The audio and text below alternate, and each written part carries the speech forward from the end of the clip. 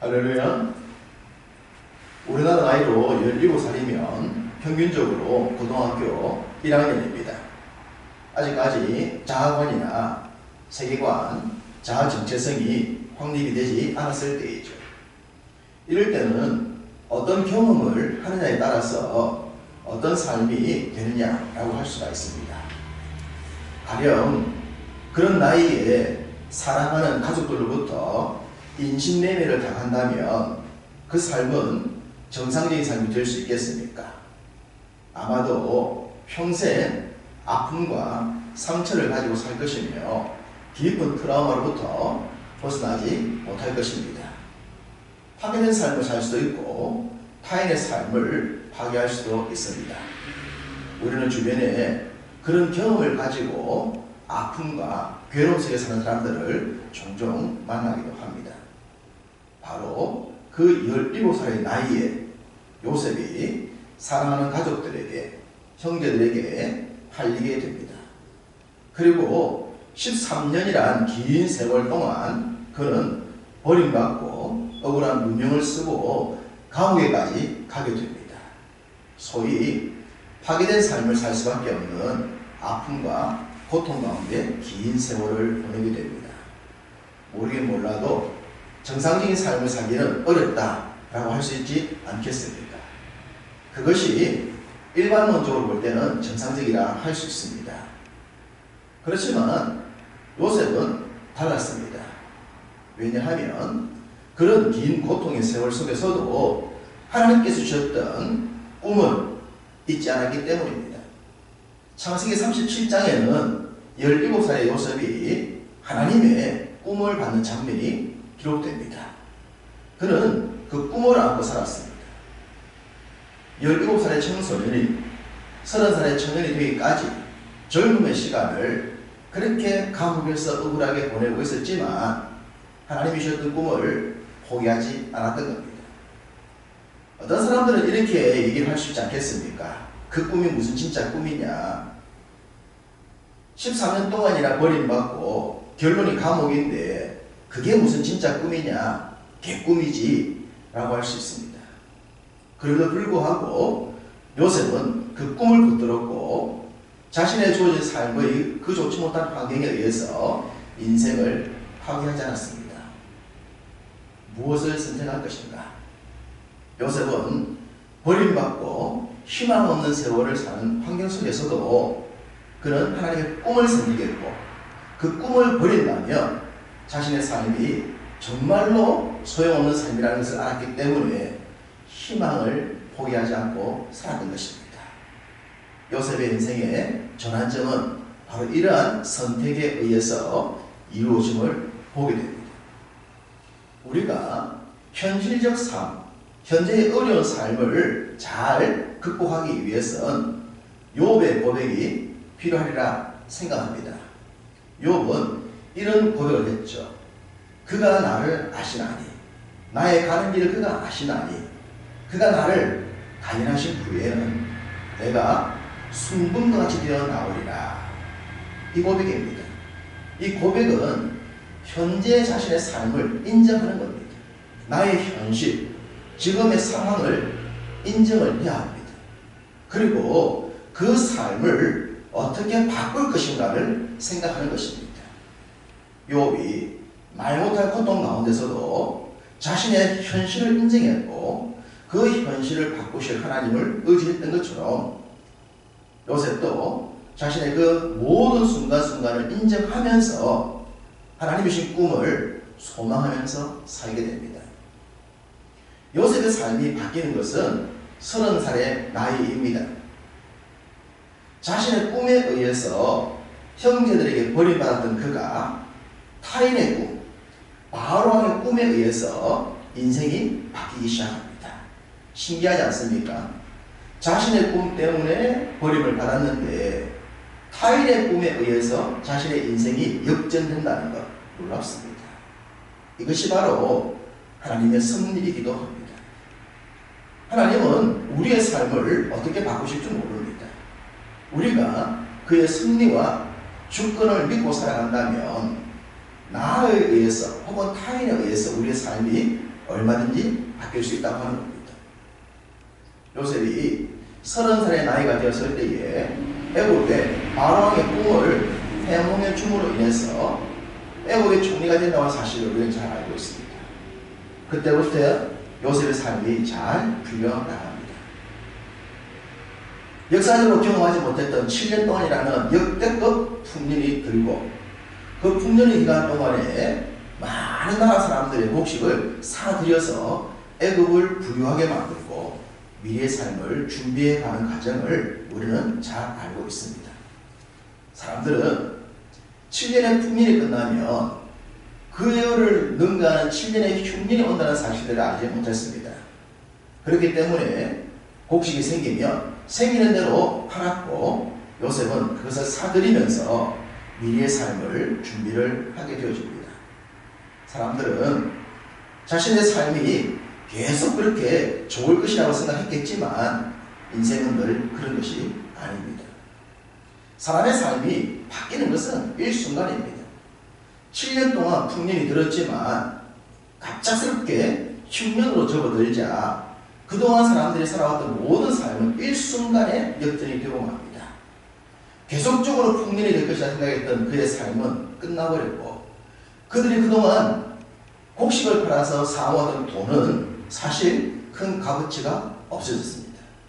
이제는 비싼 돈을 주고 자신이 싸게 팔았던 양식을 사들여야 했습니다. 어쩔 수 없이 사람들은 애굽으로 요셉에게로 몰려들 수밖에 없었습니다. 그 몰려드는 무리 속에 바로 요셉을 팔았던 형들도 포함이 됩니다. 그들의 형들도 그 흉년을 피해갈 수 없었기 때문에 많은 돈을 가지고 자신들이 팔았던 그 요셉 앞에 나오게 됩니다. 물론 그들은 그가 요셉이라는 사실을 몰랐죠. 그러나 드디어 역사적인 장면이, 재회의 장면이 전개가 됩니다. 22년 만의 말입니다. 17살의 나이에 팔려서 13년 동안 감옥에 있었고 그리고 7년이라고 하는 풍년의 시간이 지나고 이제 흉년이 2년 차에 접어들었습니다. 그러니 22년 만에 형들과 요셉이 재회를 하게 됩니다. 성경은 바로 형들과 요셉이 만나는 장면에 대해서 이렇게 기록해 놓고 있습니다. 창세기 45장 2절을 보시면 요셉이 큰 소리로 우니 애굽 사람에게 들리며 바로의 궁중에 들리더라 그 말입니다. 요셉이 큰 소리로 울었다라고 말씀하고 있습니다. 애굽의 궁에 있는 모든 사람들이 듣도록 크게 울었다는 겁니다. 이 울음은 요셉이 지난 22년 동안 품고 있었던 아픔과 고통의 눈물을 해소하는 눈물이었을 것입니다. 서러움의 눈물일 수도 있고 아픔의 눈물일 수도 있습니다. 그러나 그 모든 것들을 치유하는 눈물입니다. 그러나 그것보다 더 중요한 것은 이 눈물로 말미암아 형들과 가족들의 만남 이것이 무엇인가의 계획이 아니라고 하는 것을 바로에게 알릴 필요가 있었습니다. 요셉은 장차 이스라엘 민족들이 큰 민족이 되어서 출애굽을 해야 된다고 하는 하나님의 꿈을 알고 있었습니다. 그렇기 때문에 형들을 만나서 큰 민족을 이루는 데 있어서 행여라도 애굽이나 바로에게 정치적 전략이라고 하는 것들이 있지 않다고 하는 것을 보여줄 필요가 있었기 때문입니다. 그래서 그는 큰 소리를 울면서 새로운 계획을 준비를 했던 것입니다. 요셉이 비록 현재는 바로의 버금가는 권력을 가지고 있었다고 하더라도 출신이 노예 출신이지 않습니까? 애굽인들이 볼 때는 이방인의 변방의 출신입니다. 그렇다면 앞으로 5년 남은 흉년이 끝난 뒤에는 얼마든지 요셉을 바꿀 수도 있었습니다. 이것은 애굽인들의 정치적 관점에서 볼 때는 충분히 그럴 수 있었던 겁니다. 이 모든 것들을 잘 알고 있었던 요셉은 그러한 일을 당하지 않고 자신의 민족을 보호하기 위해서 눈물 흘리는 장면도 연출했을 뿐만 아니라 그 다음도 계획을 합니다. 그것은 바로 가족들, 형들과 바로의 만남입니다. 그 만남을 계획해서 그 만남을 통하여 자신의 민족을 크게 만들 수 있는 계기를 만들어야 했던 것입니다. 바로 그 요셉의 용단이 오늘 본문을 통해서 나타납니다. 요셉은 형들과 바로가 만날 때에 추구하는 대화에 대해서 미리 교육을 시킵니다. 바로가 틀림없이 그의 형들에게 너희의 직업이 무엇이냐 라고 물을 것이라고 했습니다. 그때 형들에게 이렇게 대답을 하라고 합니다. 본문에 나와 있지 않습니까? 주의 종들은 어렸을 때부터 지금까지 목축하는 자들이었는데 우리와 우리의 선조가 그러하니이다 라는 말을 하게 합니다. 여기서 주목해야 될 부분들이 몇 가지가 있습니다. 먼저 주의 종들은 이라는 표현입니다. 사실 요셉이 현재 위치는 애굽에서 최고의 높은 권위를 가지고 있습니다. 그의 가족들이고 그의 형제들이라면 얼마든지 자신들을 좀 높게 표현할 수 있지 않겠습니까? 어깨에 힘을 줄 수 있었을 것입니다. 주의 종들이라고까지 표현할 이유는 없지 않겠습니까? 그러나 요셉은 더 큰 그림을 보고 있었기 때문에 애굽 바로 앞에 당신의 종들입니다 라고 말하라고 했습니다. 또 하나는 목축하는 자들입니다. 당시 애굽 사람들은 목축하는 것을 가정이 여겼다라고 말합니다. 가정이 여기는 직업을 가지고 온 애굽 총리의 가족들, 요셉이 그러한 이야기를 했을 때 바로가 어떤 생각을 했을까요? 아, 이 사람들 이 나라에 들어와서 이 나라의 정치를 하고 이 나라의 중심가에 들어와서 자신의 권력을 도전한 그런 자들이 아니라고 하는 것을 생각할 수 있지 않겠습니까? 천하게 여겨도 되는 그런 사람들, 그렇게 보이도록 요셉이 만남을 계획했음을 보게 됩니다. 우리는 이 부분에서 요셉의 선택을 보게 됩니다. 요셉의 선택. 현실적으로 그 당시에 애굽의 중심, 소위 세계의 중심에서 살 수 있는 기회가 요셉과 그의 형들에게 주어졌습니다. 얼마든지 애굽의 왕가와 권력자들과 실세자들과 결혼할 수 있었고 관계를 맺을 수가 있었습니다. 그렇다면 애굽의 중심가에서 떵떵거리면서도 살 수가 있지 않았겠습니까? 그런 선택을 얼마든지 할 수 있는데, 잘 사는 길이 열려 있는데 요셉은 그 선택을 하지 않았습니다. 오히려 애굽의 변방에서 애굽 사람들과 섞이지 아니하고 자신들만 사는 그 길을 선택합니다. 바로는 그러한 그들의 대우를 얼마든지 해줄 수 있었을 것입니다. 요셉은 그러한 선택을 통하여 자신의 민족이 이방인과 섞이지 아니하고 큰 민족이 되는 것을 보았던 것입니다. 요셉의 선택. 이것은 어쩌면 세상을 살아가는 그리스도인들의 선택에 대한 도전이라고 할 수가 있습니다. 우리는 살아가면서 많은 것에 있어서 선택을 해야 합니다. 특별히 직장이나 생업과 관련하여 선택을 해야 될 때가 많습니다. 일반적으로 우리가 직업을 선택하거나 생업과 관련된 일을 선택할 때 우선되는 것이 뭘까요?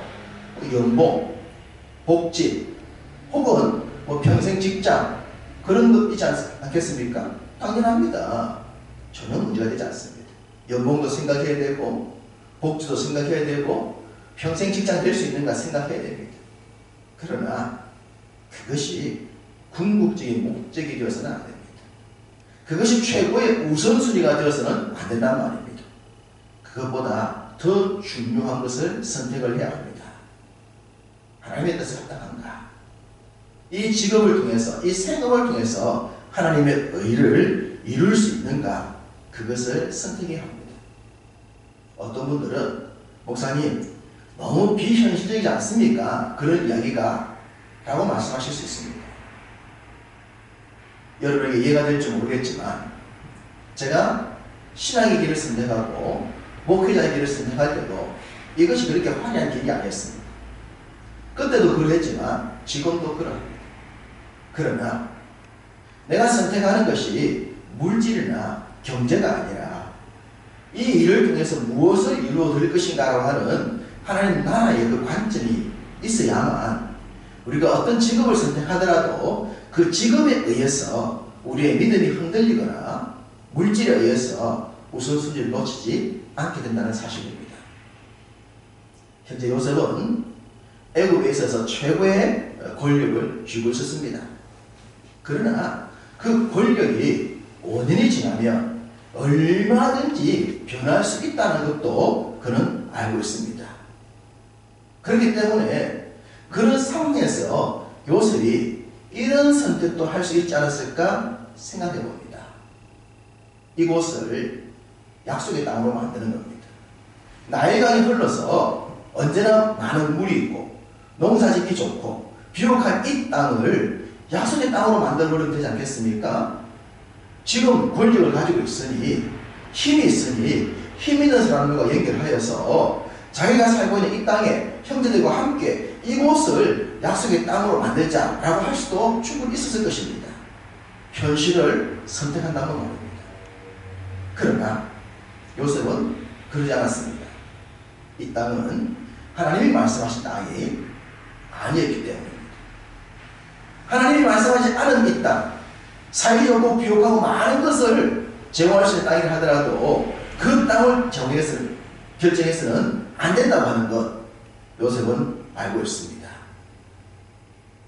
만약에 아무리 많은 것을 이루고 좋은 것을 가지고 있다 하더라도 하나님께서 불어버리시면 안개처럼 사라지고 만다는 것 요셉은 잘 알고 있습니다.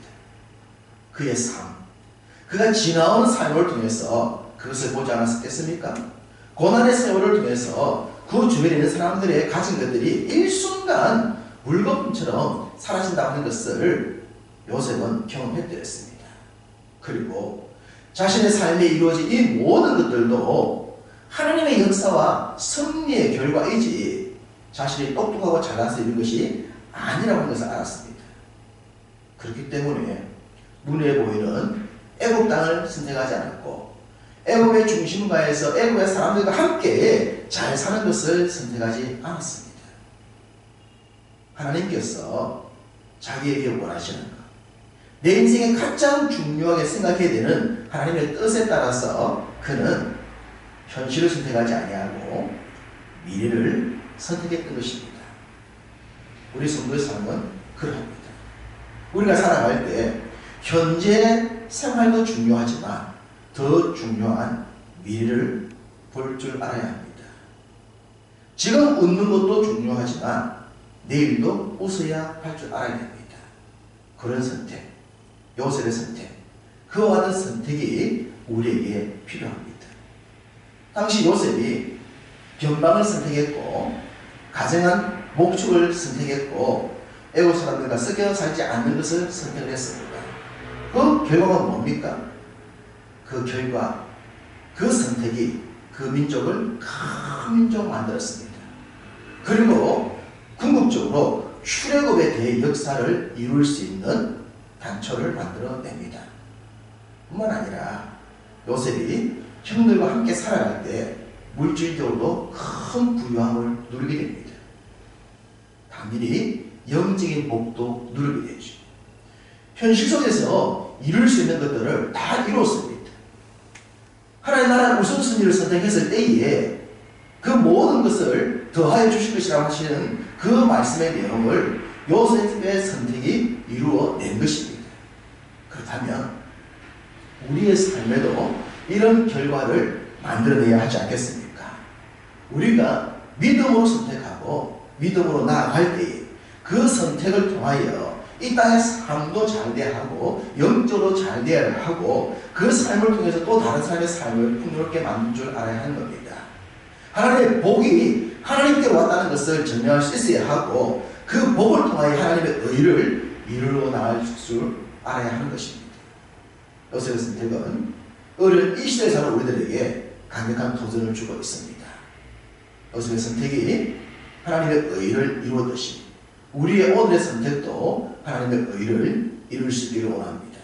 그래서 우리가 너무나 잘 알고 있고 소망하는 바, 영혼이 잘됨 같이 범사가 잘 되는 삶, 땅의 삶의 풍요로움과 하늘의 기름진 복을 다 누릴 수 있는 삶, 이런 삶의 주인공이 되어야 할 것입니다. 이 땅에서 매일의 삶에서 여러분의 선택의 결과가 요셉과 같아서 요셉이 받았던, 요셉이 이루었던 그 놀라운 복을 여러분도 다 누리면서 하시기를 주님의 이름으로 축복합니다.